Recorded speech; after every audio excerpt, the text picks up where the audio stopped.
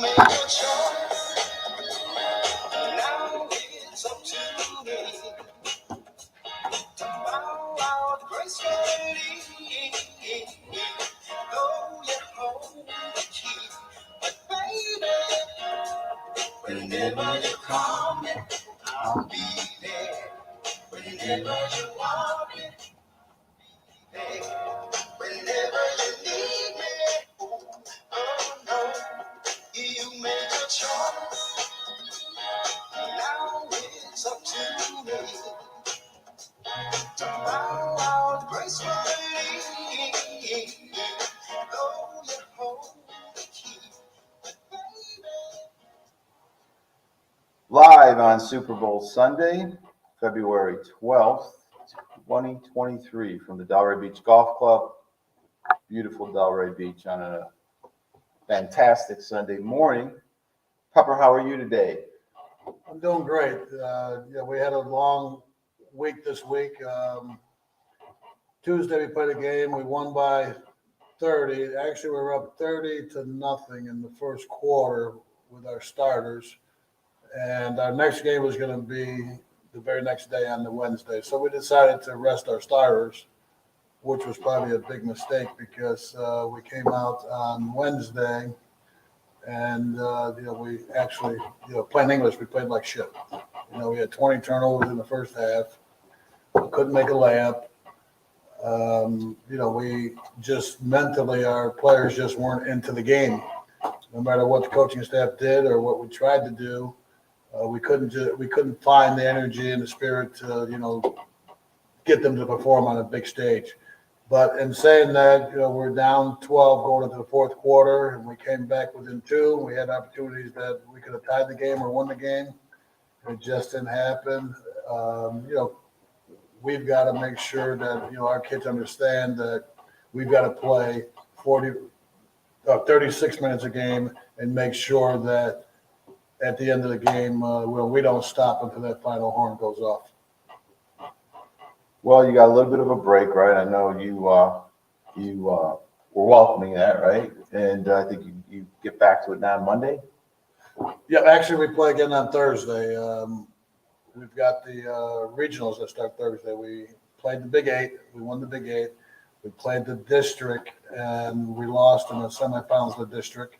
And now the regionals start on Thursday. And actually, today, they have the seeding for the district coming out. So hopefully Thursday we'll get a home game, and we'll see where we go from there. So I'm kind of excited about today's show. Obviously, it's Super Bowl Sunday, and we're going to get into that. I've got a personal vested interest in it that I'm excited to share with everyone. But first, obviously, we couldn't be doing what we're doing if it wasn't for our sponsors. So the Salt&Pepper Sports Talk Show is brought to you by the Jacob Companies. They're a multifaceted construction firm focused on design, build, and management, cutting-edge technology. You've been to a Patriots game, Giants, Jets, Dolphins, Jaguars, the list goes on, or played at one of their resorts. They build it. So the Jacob Companies. Also, Let's Go Golf. I've got the hat on today, and I know you're awaiting their apparel. One of the founders, Sergio, is walking around here, and after the show, I think he's gonna provide you with the wardrobe. But Let's Go Golf wear, wardrobe provided to the Salt&Pepper Show, and of course, Hilden Water. If water good enough for the Queen of England, it's good enough for all of us, right? Oh, yeah. It's great. I'm going to make just a little comment here. I'm in Florida. I haven't been on the beach in a while, so I'm actually not that dark, but I'll be getting there. So we're going to work on our lighting and get that sorted out and stuff. But, everybody should know me by my voice or my silhouette. And, as they say, the show must go on. Yeah, we actually are right off the 18th green behind us. Obviously, you can't see it because we've got our banners of our sponsors and our show. But we're in the banquet room, and feedback we were getting, even though we like the Tommy Armour Lounge, it got noisy, right? As people came in, and they wanted your autograph, and they wanted to get in with Salt&Pepper. So moving forward, maybe it's a beautiful place. We'll get the lighting straightened out.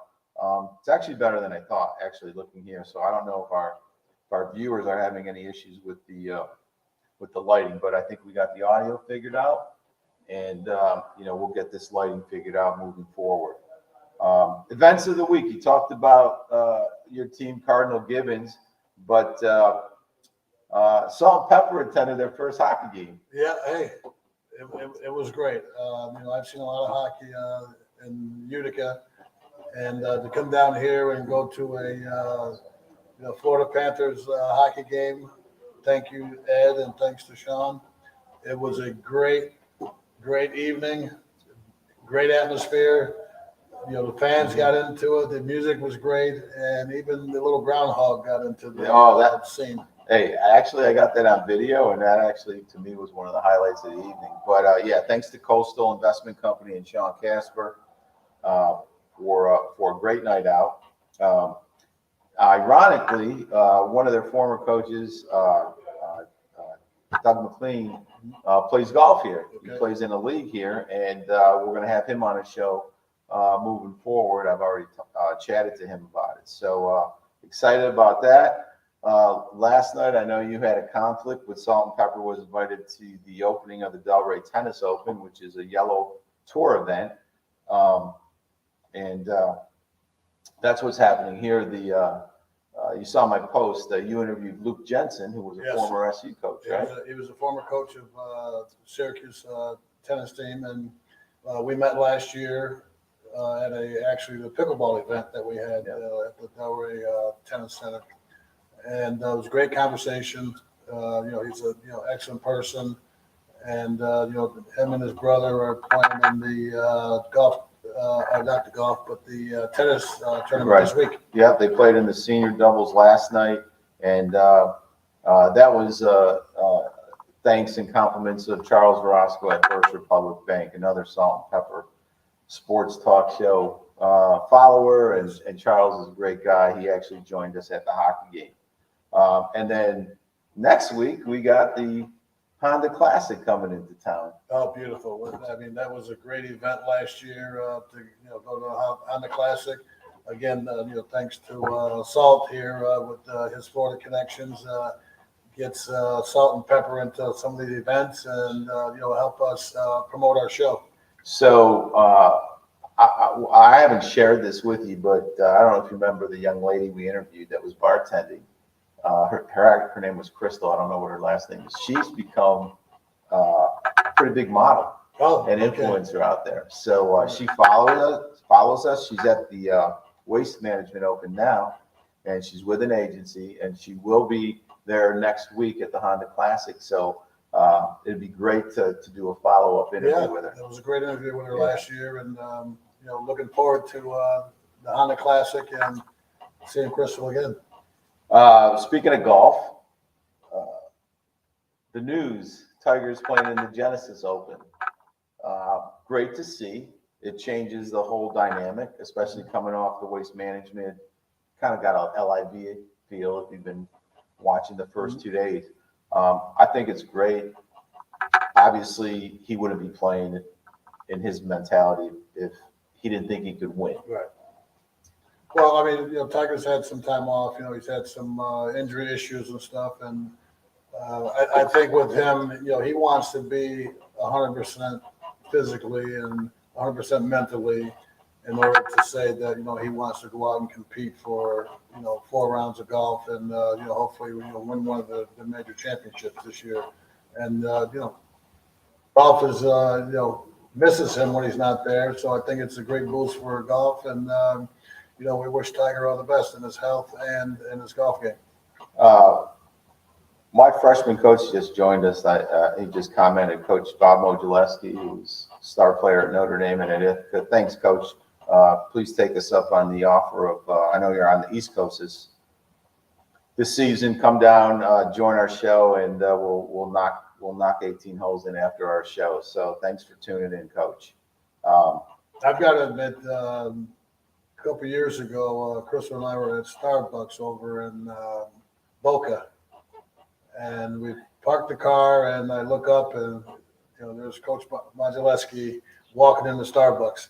It was great to see him. It just brought so much joy to me to see him. Got out of the car, I ran over, I hugged him, and we went inside and talked for a little bit, and I got to introduce him to Crystal and stuff, and he's always supporting us and whatever we've done over the years and everything, and we would love to have you down here with us in Delray and play a little golf and get you on our show. And on a personal note, and I know you feel the same way, but we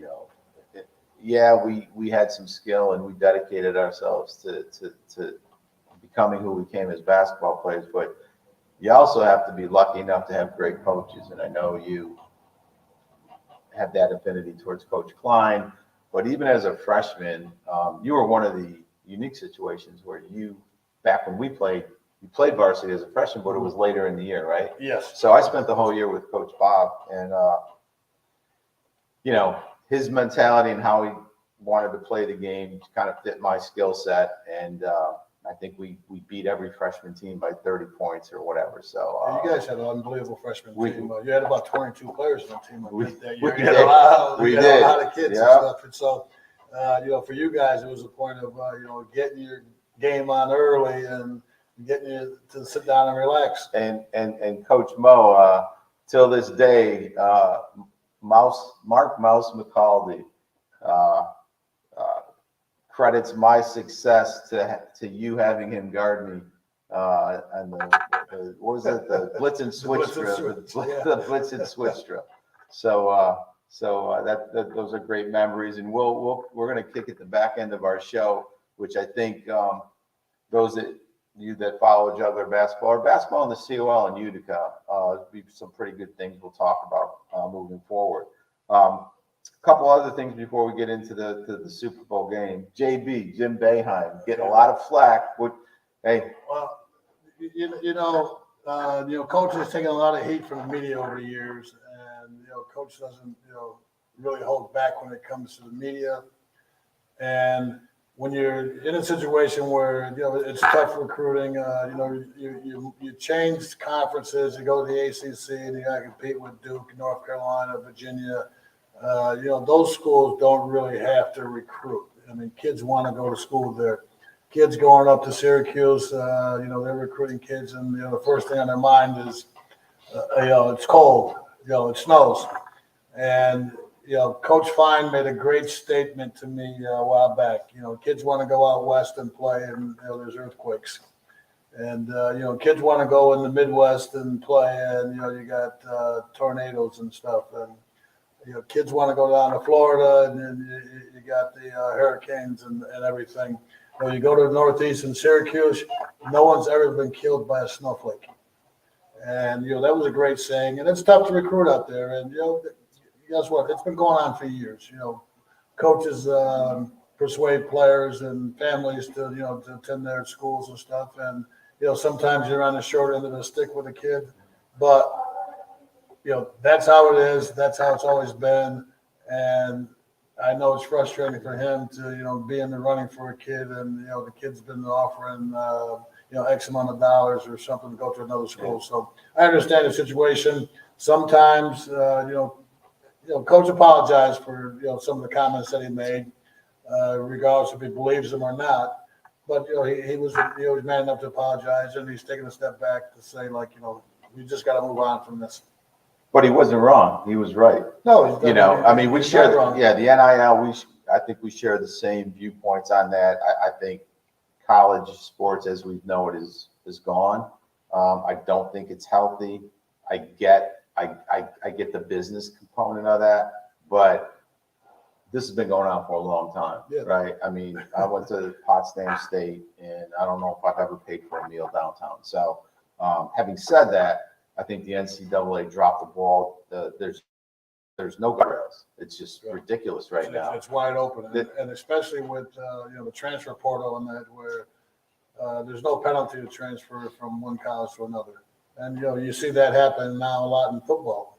Players are at an institution, and coach leaves, or they're offered more money somewhere else, or better deals somewhere else, I'll say, and they're opting out and going. So speaking of basketball, everybody knows because of Cuse is in the ACC. Miami Hoops is on fire. They're 20-5. I think they play Duke coming up. Monday night. Yeah. Yeah. But what I bet you our viewers don't know is, 3-4 miles from us in our backyard, Florida Atlantic Hoops. Florida Atlantic, yes, great team. Great team. Conference USA leaders. I think they had a winning streak. I don't think they lost at home. No, they haven't lost at home. I think they lost to Alabama Birmingham, a couple weeks ago. Was actually their first loss of the season. And I've gone to a couple of their practices with our Cardinal Gibbons team. That's right. They're very good friends with our coach, Bill Mallon, and we've gone to a couple of games that they've had. And they've got an unbelievable team. I think they'll go a long way in their conference and in the NCAA tournament. And for those that aren't from South Florida, FAU is one of the larger institutions in the state of Florida. I think it started off as a commuter school. Okay. I think they have over 30,000 students. Yeah. And like I said, it's in Salt&Pepper's backyard. It's a 5-minute drive. And I just want to acknowledge them because they're a formidable team this year.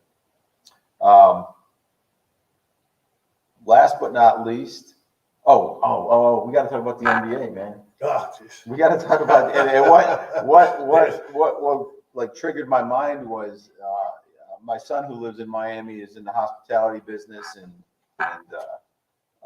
has his own business. He sent me a text that he brought in clients, Jokic, the MVP from Denver, and Boban, who's his friend, who's the 7-foot whatever playing for the Rockets. And then the trade happened. Right. Give me your spin on that because I got some comments. The NBA went wild last week, and I'm a firm believer. All these players, you're drafted by a team. You signed a contract with the team. You should be obligated to fulfill that contract. But players are discouraged with the management, with their team. Instead of just shutting your mouth, going out and playing, you demand trades. You want to go somewhere else and think you're going to make it better, or think it's going to be better. The grass isn't always greener on the other side. The city isn't always as great on the other side, and fans are going to be fans. If you're not 100% every game, the fans are going to let you know. And if you're not capable of handling that, then your best bet is to stay where you are, or just retire. And I'm just flabbergasted at the way the NBA went last week and all the trades that happened and stuff like that. And I see Westbrook is still deciding if he wants to go to Utah or not. Which is a big change for him. Being in a situation where you're not going to have all that glamour, as you say, that you had in LA. It's a players' league, but I think there's a lot of diminishing returns where if it crosses that line, it dilutes it dilutes the NBA and the quality. Having said that, when you scale it down, Boston and Denver with the two best, they've remained static, yeah. They're static, yeah. And so the question is, obviously it helps Phoenix with Durant going there. Where does Phoenix and Dallas? I think LA might win a playoff game, but I don't care. I don't care who they bring in. Well, LA's got to get in the playoffs first. Yeah, right. But they'll do a play-in, and it'll be a tough game, and the whole LeBron thing. But it was interesting how Anthony Davis, and I agree with him. Like, what's there to celebrate? His demeanor when LeBron's past Kareem, we lost the game, which it should be. Yeah. But I was surprised. I thought Phoenix, like when Durant went there, like Durant's not a defensive player. Like I thought, yes, Durant there with Booker and Chris Paul, more offense. But I was surprised they're like 12th or 13th in defensive stats. Like they're pretty good. Dallas is down there. Like Dallas is going to have to outscore their opponent. But I was actually surprised Phoenix was as good as they were defensively before Durant got there. So, well, you got DeAndre Ayton in the middle. He does deter a lot of shots and block a few shots. So that helps them a lot. You got a rim protector. I think Chris Paul plays decent pressure defense up front, And, and even though Booker is a scorer, I mean, Booker will get down and play defense. And in that sense, Durant is going to have to, decide on, being a two-way player because you got three stars on a team and everybody can't have the ball at one time. And that's what's I think is going to be the problem at Dallas is because Luka Doncic, is used to have the ball all the time, and now you got Kyrie Irving who demands the ball all the time. How is that going to mix? They had a good game last night. Everybody's happy, everybody's cheerful, but once one thing goes wrong or doesn't go someone's way, that's when the controversy starts. I saw Kyrie Irving when he played at St. Patrick's, and Kevin Boyle, who's now the coach down here, not IMG, but what's the other top prep school? I forgot. He left St. Patrick's in New Jersey, and Montrose. Montreal, yeah. And I think Kyrie was a sophomore, junior. They used to the hoop group used to have a January tournament at Parkland, which was part of the school district I lived in. And I remember talking to Kevin Boyle, and Kevin Boyle said he was very special. The game I saw him play then, he was just so solid. He wasn't like off the charts crazy, but you could tell like he just had the basics, and from a skill level, he's unbelievable. It's it's between the ears and how that impacts the rest of the team. Right. Last but not least, events of the week. I guess you'd put her in the top 3 GOATs of Notre Dame Juggler girls basketball. Yeah. Salt&Pepper wants to send a shout out to Geraldine Sissy Babiar. She's got an upcoming birthday. I know her family was in town celebrating last night. Okay. But I think it's her, Shelly Pennyfather, and Emily Durs. Those are the 3 that I don't know anybody else. I think they're top 3. Back in the day when I played, it was we had Gina Curie. It was very good. I asked you the other day if you knew her, but she was a very good player also. But shout out to Sissy Babiar's happy birthday, upcoming or belated, and you're down here in Delray also, so I'm quite sure we'll see you sometime soon. Okay, so big game today, right? Super Bowl special. What's your take? I did a little bit of research here, and there's some pretty cool, things to know about today's game. All week you listen to the figureheads that are getting paid big money, and a lot of them just repeat what they want to repeat on ESPN and some of the other talk shows, right? But if you were to sum it up, man, what Eagles, Chiefs, where do you see this thing going? Well, Jalen Hurts is a great quarterback. He's proved that on both levels, college and in the NFL. I'm an AFC guy, so I'm going to lean a little bit towards Kansas City. I like Patrick Mahomes. He seems to be like a magician when he's out there on the field. He gets the job done. He gets the football to the right people. He makes the right decisions. And he practically played on one leg last week or 2 weeks ago. So, my nod is going to Kansas City. Hopefully it'll be true, and hopefully I can win one of these football squares that I've been playing over the past few years. So some of these interesting, quote unquote things to know. Both of these teams faced Tom Brady in their last Super Bowl, Okay. which is kind of unique. Eagles are making their 3rd appearance in as many decades.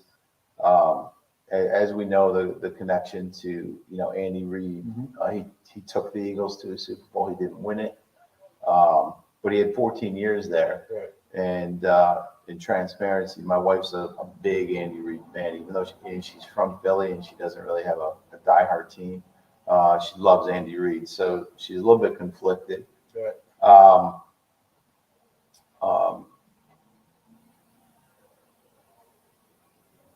The quarterbacks, people are talking about Patrick Mahomes.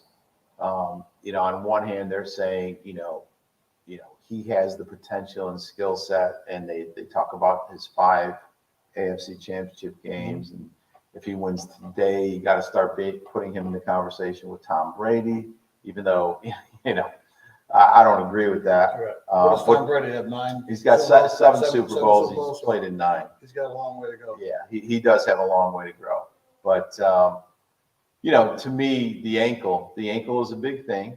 But he is formidable. I mean, he's the type of person that could win a game by himself. How do you see it with Patrick Mahomes versus Jalen Hurts? Well, I mean, the craziest thing about this is that we always pit the quarterbacks against each other, and they don't play against each other. They play against each other's defense. And I think, Philly's got a great offensive line. If Kansas City's defense can get to Jalen Hurts, I think, it's going to be a Kansas City's game. Patrick Mahomes is used to, being without his best offensive line and playing and they tried the other team's best defense. And they went out after last season and tried to upgrade it. Right. But, they've had a lot of injuries on the Chiefs, wide receivers, offensive line. But, I think, they just find ways to win. As you say, Andy Reid is a good coach. Mahomes is a very smart quarterback. They say Kelsey's, is not going to, be the main guy, but, we've got some of the receivers back. And for some reason or another, you can only hold him down so long.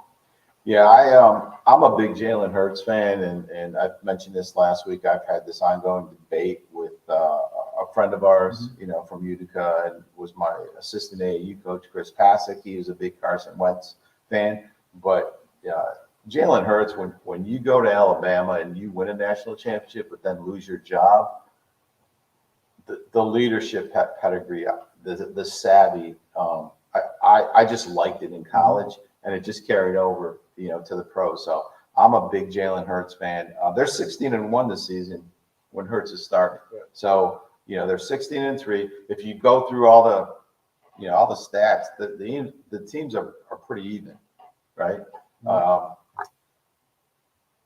When it comes down to it, Eagles have a experienced line. They've got a big time rushing. The running attack is very, very good. Keys of the game? I think keys of the game is going to be if Kansas City's defense can stop Philly's offense. That's going to be the key. Stop the run game, make Jalen Hurts pass all the time, and just stay within your system. I think Patrick Mahomes has been good for that. Andy Reid is going to prepare the team for that. So as I said, I'm an AFC guy. I'm going to go with Kansas City. And you know what? It's the line's 1.5, and I actually think the game's going to come down. And I don't have a favorite NFL team, to be honest with you, but it comes down to a personal investment in this, and which I think is going to lead to a key in the game. One of the starting linebackers that I mentioned on some of my posts is Kaiser White. I actually coached when my son was 10 years old. We played again. Kaiser White is from the Lehigh Valley, Pennsylvania area, as is Saquon Barkley, the top running back for the Giants, and your Jets, Kenny Yeboah. Yeah. So that's kind of a hotbed for high school football. Youth football is huge there. So I was an assistant coach on the South Parkland Trojans. And my son was a linebacker, running back, and he went head to head with Kaiser White. Kaiser, my son and Kaiser were about the same height then, and then when Kaiser got to high school, he ballooned to 6'2.5". But that's where I first met Kaiser. And as a 10-year-old, him and his family, they're the most humble, take stock in character family, one of the families I've ever met, which it doesn't surprise me with his success. And then, of course, he went to Emmaus High School. And but before that, I coached him in basketball for 3 years. And those 3 years, he was one of the most respectful players I've ever had. So I'm rooting for Kaiser. I know he's following our show. I can't believe last night he was following some of our posts.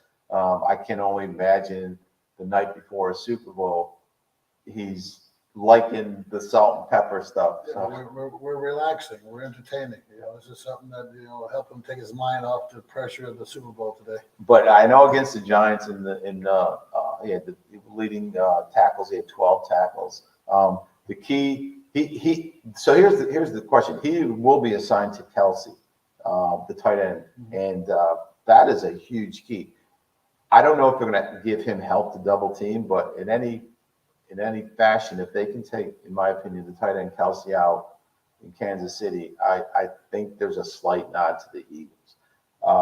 But just a little bit about Kaiser, because he committed to being on our show, and I hope he comes on our show as a Super Bowl champion. And I also know yesterday he was in conversation with my son, so I don't know if they're trying to do a South Beach thing or whatever after the Super Bowl. But anyway, Kaiser went to Lackawanna College, junior college, and this is important for people that think they don't have, that they have to go to a D1 school. Right. But him and his brothers, one of his older brothers was a first-round draft pick for the Chicago Bears, but they went the same route. 2 years Lackawanna Junior College in Scranton, PA, West Virginia University. Got drafted in the 4th round by the Los Angeles Chargers. Had every year his numbers increased. Signed as a free agent with the Eagles, and had a crazy year, and the rest is history. We talk about humility, and you talk about Westbrook if he's going. I read a thing today where Kaiser, like the first half of this year, he lived with his parents at his home in Orfield, PA, and would commute 2.5 hours to practice and whatnot. He is all about his family, and I couldn't be more thrilled. And to reconnect and him to take an interest in our show, I think is great. So at the end of the day, I'm picking Eagles. Well, I'm going to say this, Nazir. I wish you all the best. Kaiser, I wish you all the best. My co-host Salt, speaks highly of you and respects your game. And I'm going to say like this: I'm just an AFC guy, and I'm going with Kansas City. But all the best to you and the Eagles today. And the bottom line is, to me, the better team is going to win, and whoever comes out and puts everything on the line is going to win the game. So good luck today. And speaking of ASC, we'll end this segment. 2 of your Jets just got nominated for induction. Joe Klecko and Darrell Revis. Well, it's about time. Our Jets get a little recognition. Everybody beats on us. During the season, we haven't had great years over the years, but we had a decent season last year, and those guys had great careers, and they're well deserving of being in the Hall of Fame. Is it your cousin Ed Blackshear? He's a big Jets fan, right? Yeah, Ed's a big Jet fan. There's a few Jet fans around, but Ed, he's been diehard, from day one, and him and I. We always, wore our Jet gear out and about when we're home together, and we're still, in our old age, still rooting for the Jets. And with that, let's go to our hometown segment. It's sponsored by Hilden Natural Mineral Water good enough for the royal family. All right, man. Let me, we're going to our hometown segment. We did try to invite a few people on that, we played against in high school, and that was part of the COL during those days.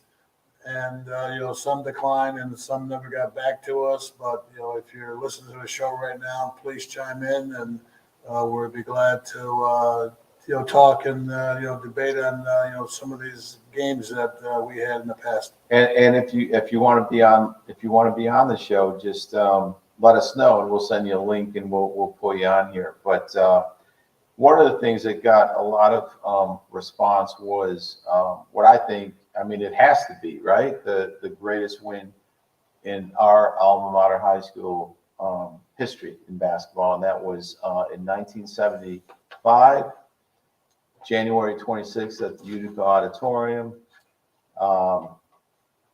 DeMatha with the infamous or the famous Morgan Wooten, #1 in the country at the time, in front of more than 5,000 fans. And obviously growing up, anything at the Aud, be it a hockey game, a concert or whatever, where we lived, that was like Madison Square Garden. Even the circus was great. Even the circus. That's right. That's right.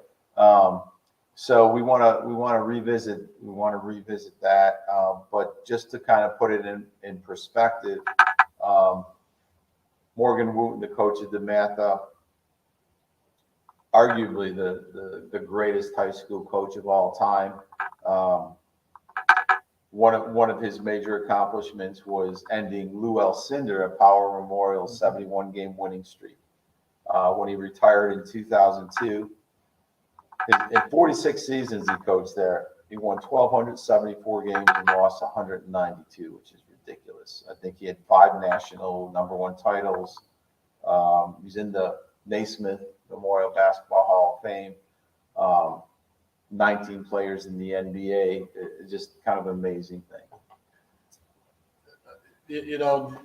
Going back and seeing the history of the coach, and some of the players that he's had. It's just phenomenal. And I think that Morgan Wooten was the type of guy. He was like John Wooden of high school basketball. And it's tough to say. We play teams like that. Coach Klein was never afraid to play teams throughout the country. We played Glen Springs Academy. We played Lutheran Long Island. Philip Schuyler. I remember being a little kid going to those Lutheran games. Tiki Burton. And those were challenges that Coach Klein gave us, and the experience that he gave us as young men to see if we could perform on those stages. Years we've lost to them. Those teams. We beat Lutheran my sophomore year. We had a very, very good team that year. And then my senior year, we ended up beating DeMatha, which was probably, as Ed said, was one of the biggest games in our school's history.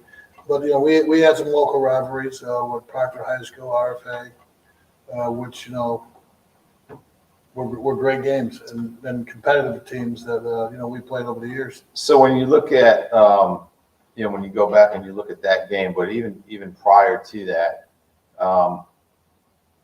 we chatted, before this. You had played your junior and senior year. You played DeMatha, and when you look at the DeMatha team your junior year, it was every team at DeMatha, they sent people to the pros. I think there were 19 pros or whatever, but that team had Kenny Carr, who went to NC State, and Charles Hawkeye Whitney, to name a few. And the following year, which is when I became a sophomore and you were a senior, I'm looking through their, through the team that we beat, and I had posted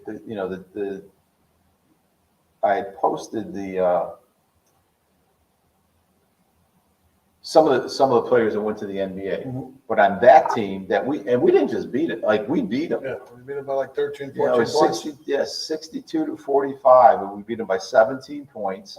It was the first year you played without Jim Klein, right? And just going through their roster, they had a guy named Bill Rubach who went to Niagara University.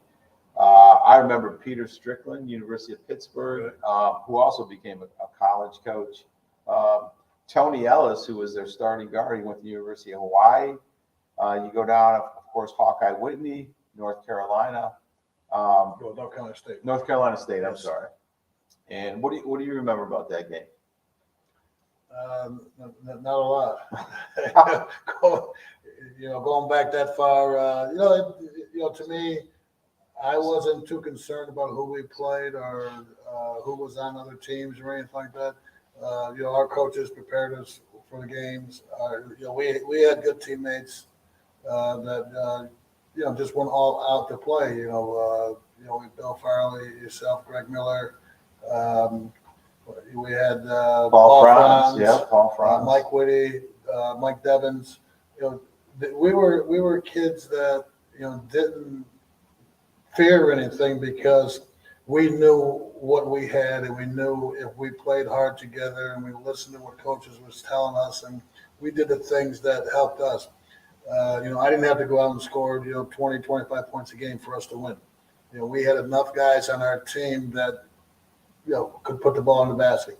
We all got those opportunities. We did the little things for each other, to help us win a lot of these games. If you remember our senior year, we lost our first 3 games. And that's what I wanted to talk to you about. I don't think a lot of people out there know this, but why don't you tell them that, me as sophomore, first year on varsity, Dale's a senior. Yeah, we lost our first 3 games. I mean, you come into your senior year and, you got a good nucleus of players back. And you feel that, okay, the beginning of the season, it's going to be a easy schedule. You take it for granted that you're going to go out and win. I honestly, blame my mother for those 3 games that we lost because I had a favorite pair of socks that I wore all the time that had no toes and no heel in it. So I just had the sock over the other socks. I don't want to know about that, bro. She threw them out. So we lost those 3 games without those socks. But, that's just a joke that I say about that. But, we just didn't gel together. We had a new head coach. We were getting adjusted to his situations and his demeanor and, things that he wanted us to do. And we just had to, settle down and say, okay, listen, we're all basketball players. We all understand the game. We just got to put this together. And, we ran off after those 3 losses, we ran off a string of probably about 15, 16 straight games. We did. And those 3 losses, it was Holy Rosary, right, in Syracuse. And actually, the ironic thing is my roommate at Potsdam, there were 8 recruits, and we were in a suite. It was Mike Comp, who was a sophomore on that team, and he never let me forget that game. Well, that was the highlight of their career. That made their season. They beat us at their place, which they actually had one of the kids' fathers reffing the game. So, we were in trouble from the start. But the return visit when they came to Notre Dame, it was a whole different story. I think we blew them up by about 30. Yeah, that is. Yeah. That wipes out all their memory. But, we made your season for that one game. Good luck to you. And the other 2 losses that we started off 0-3 was Whitesboro and Proctor, right? At Proctor, right? We lost at Proctor by 1 or 2 points. All 3 games against Proctor were close. Yep. We beat them in our place. Fortunately, I got the rebound on the missed shot and put it back in for the win for us. And then again, we go down to the Utica Auditorium for a playoff game, to where we had close to 4,000 or 5,000 people for that local high school game, and again down to the wire, battling back and forth. Great players, Senator Oliver, Mike Malik. We also had Yerby was on there. Joe Yerby, yeah.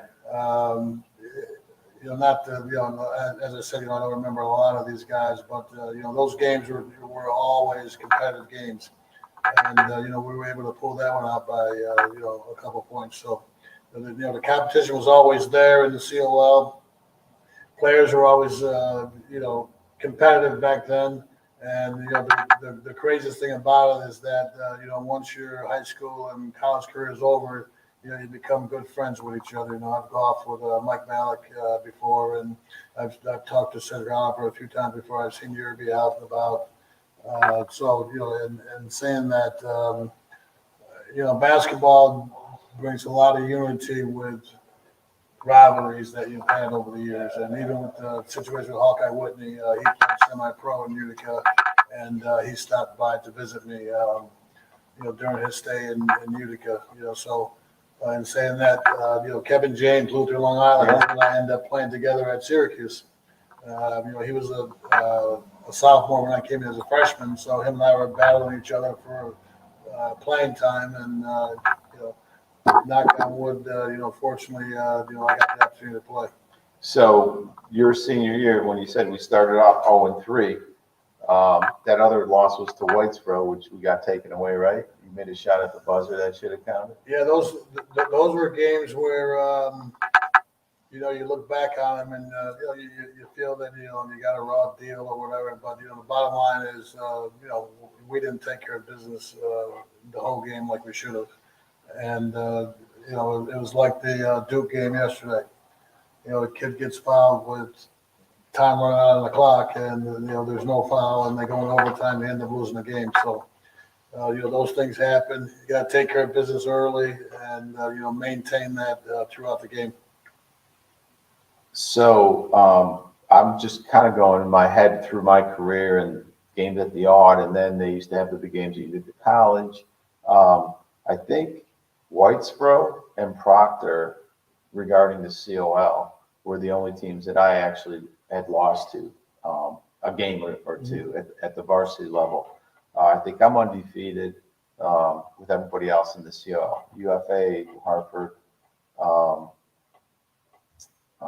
UFA, RFA, because there were only 6 teams back then. Right. But the thing I remember about playing in the Odd and at the DeMatha game was, number one, the locker rooms were so small. You just kind of had a pull-out chair, and they were freezing because we always played on the ice, right? Yeah, well, the hockey team was there all the time. Hockey team was there, yeah.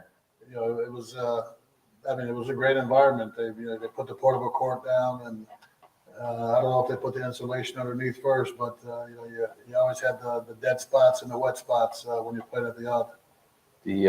I remember my freshman year, you played DeMatha, and that had the Kenny Carr Hawkeye Whitney team, and they won that game. But I remember taking a date from New York Mills High School, who was my little league crush, and we had come off a undefeated freshman year. You had Coach Bob, Coach Mo.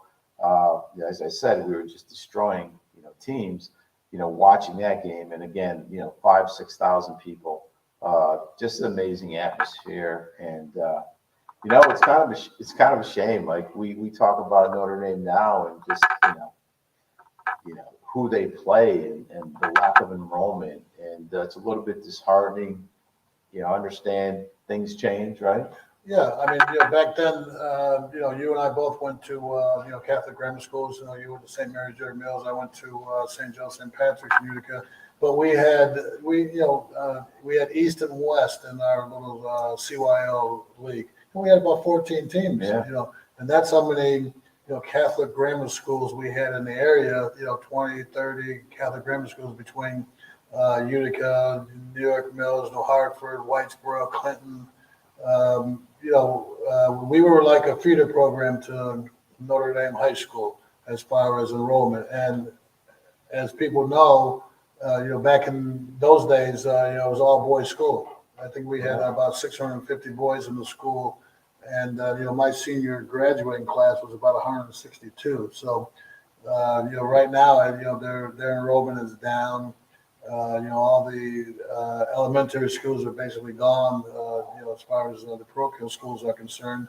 And, that's taken a lot away from, the enrollment at Notre Dame and, the athletes that would have probably went there, from these elementary school or parochial school feeder programs. So, that's changed a lot. The area has changed a lot. They lost a lot of jobs with businesses and stuff like that. We talked about it with Coach Evans last week, where the base left. You lose GE, you lose Bendix, you lose some of these major manufacturing companies, and that takes away from the school systems. Yeah, it's hard to wrap your head around, our experiences and the teams we played: Long Island, Lutheran, DeMatha, Philip Schuyler, CBA, right? Oh, CBA. CBA had our number back in the day. CBA in the sectionals, they just had our number. They beat us 2 years in a row. 3 years in a row, from my sophomore, junior, and senior year by 1 point, 2 points, 1 point. Greg, I'm glad you brought that up. We lost to CBA at Utica College. I think it was the semifinals of the sectionals.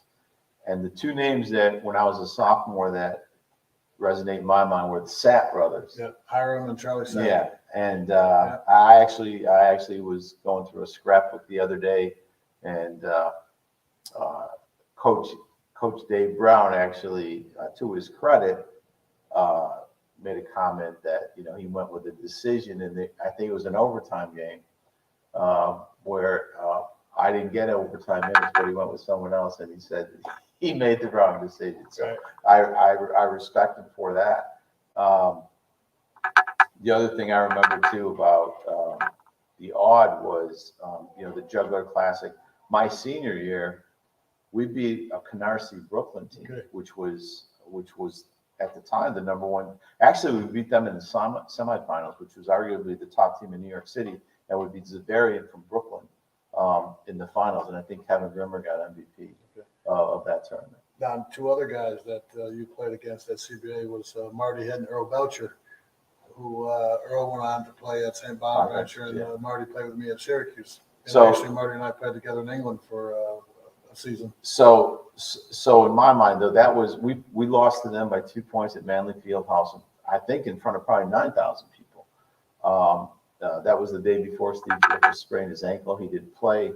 I had a stomach virus, and it was a sequence of events. But Marty went off that day. I did not guard him, and until this day, I will question one of the coach's decisions on that.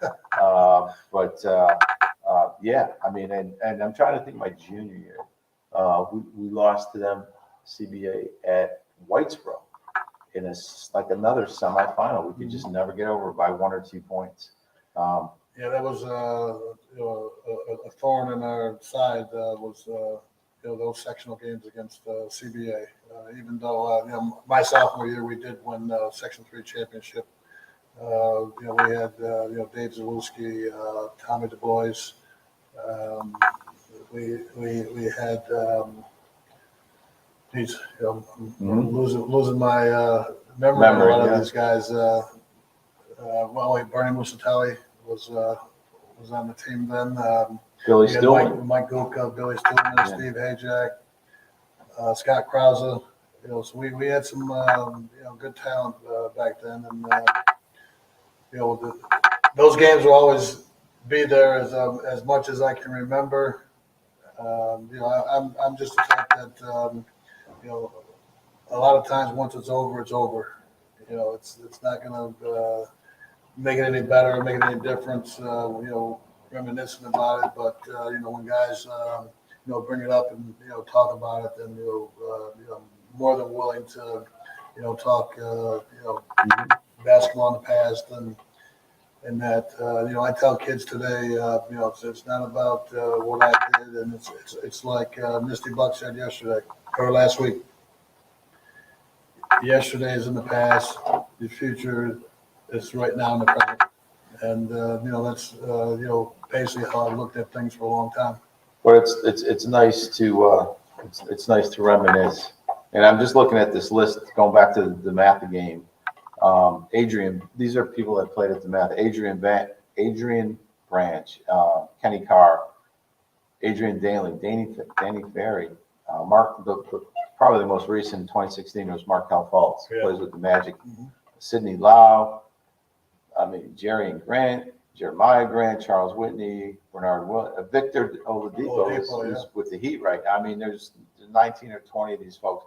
And on the coaching standpoint, actually, we played against Mike Bray, who's the coach of Notre Dame now, was an assistant at Duke. He was on the DeMatha team we beat. Oh, wow. And then another recent Duke player, Quinn Cook, played at DeMatha, who's in the NBA right now. So obviously that legacy.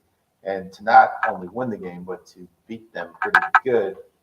If there's anybody else out there in Notre Dame land, Notre Dame Juggler land, that could think of another game that resonates as possibly the all-time greatest win in Juggler history, let us know. With that, man, you got anything else going on? we're gonna end this segment. Well, we got the regionals coming up this week. Thursday, I just said, they're making the selection for the pairings later today. We've got to get our kids back on the right track. Understand that you don't worry about what happened in the past. You got to take care of business at hand and, and move on. A lot of our kids, we've got 4 seniors this year who, as we said before, everybody thinks they're a great basketball player or a great athlete or whatever, looking to go to college and stuff. But college coaches are looking for kids that are going to be able to perform at a high level, no matter what the situation is, no matter what the adversity is. And some kids, are going to get those opportunities. And, they need to take advantage of it. A lot of kids don't understand that, once you go to college, there are players there that are just as good as you are or better. And, now's the time to be working on your game and trying to improve your game. And college coaches want to see things you do well, not things that you can't do well. So if you're not a great three-point shooter, why shoot a three-point shot? If you're not a great ball handler, then you need to work on your ball handling. I tell our guys all the time. We've got 3 decent-sized kids that do all the ball work for us inside and stuff like that. And I say, we got 4 quarters in the game. If you get 3 rebounds every quarter, that's 12 rebounds for the game. You don't think a college coach is going to look at you and say, "Wow, that's kind of impressive to get 12 rebounds a game"? Well, it doesn't show on social media and TikTok, so I mean that. Well, thank goodness, we didn't have those type of things, and I didn't have the video games and stuff like that. I didn't have a car, when I was in school and stuff. So, I had good friends in high school that would pick me up for games and pick me up for the school dances, and we'd walk to the YMCA and the boys club and the local community center. And the kids today, sometimes you got to put those things aside if you want to be good at anything, and that's sports or a job and whatever career you decide. All right, man. So those are some interesting current insights as to the high school basketball scene in South Florida. As we get ready to watch the game tonight, everybody's parties, and some people just want to watch at home. I just want to give an advance on as we end the football season, we get into college basketball, right? And March Madness. One of the things we're going to do close to the NCAA championship game is bring on Derek Rowland, my teammate at Potsdam. And as you know, they did a documentary called The Bodacious Bears, which is seen by a lot of people, right? And, our friend Leroy, Spoon was on there, and it really was a testimony to Jerry Welsh, right, and what he built there. Having said that, Derek's been bugging me, and he's back in Albany, and he was going to come down in January, but that didn't work. But he'll zoom in on us, and he wants to talk about the real story. There we go. Behind the 1981 championship team, and now that was the first championship, right? It was the first championship, but the documentary didn't, in his mind and my mind, to be quite honest, and other people's minds, didn't capture the real ingredients behind the success of Potsdam basketball. So Derek's going to be on. We're going to bring on Mark Bouye, who was a graduate assistant. You're going to narrate it, and it's something that we'll talk about leading up to it. But I think close to 8,000 people have already seen that documentary, and like I said, we're gonna, we think the guy did a great job, but we're gonna set the record straight on what happened and what led to the quote unquote dynasty. With that, everybody, right? Have a great Super Bowl Sunday. One more thing before we go. Super Bowl Sunday. But today, one of the greatest women's basketball game is going to go on today is LSU and South Carolina. If you want to see a great women's game, two great coaches, Kim Mulkey and Dawn Staley. Yeah, Dawn Staley. You won't see a better game on any level, men's or women's, unless you watch this game here today. So tune in, LSU and South Carolina. That's going to be a great warm-up to the Super Bowl. And SEC arguably has the top men's and women's division in the country, right? Yeah, right now. College. Yeah. With that, everyone, thanks for tuning in. We'll see you next Sunday. Enjoy the Super Bowl, and I hope your favorite team wins. Salt and Pepper. Have a great day. We're out.